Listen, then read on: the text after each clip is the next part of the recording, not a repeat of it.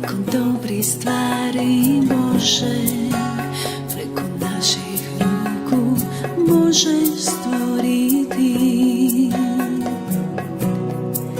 Kako je divno vidjeti koliko darova daješ ti, a ja se pitam što s njima učiniti, jer sve što je moje tvoje je, ja pripadam tebi, Isuse. Otvori mi oči, molim te, da živim ono što vrijedno je. Hvala ti na svakom daru što mi daješ ti. Pjevam ti, to je najmanje što mogu činiti. Reci mi gdje mi trebaš, kojim putem krenuti, jer sve što je moje tvoje je, ja pripadam tebi, Isuse.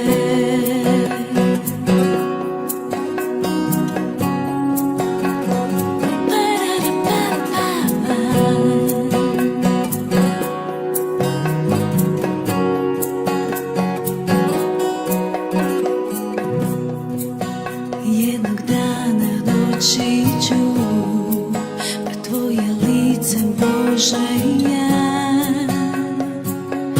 i moći te gledati, a ti ćeš pitati što si li učinila s onim što sam ti dao.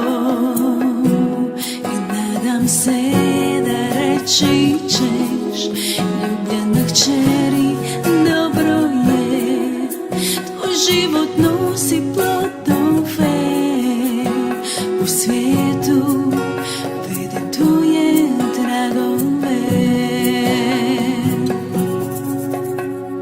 Hvala ti na svakom daru što mi daješ ti.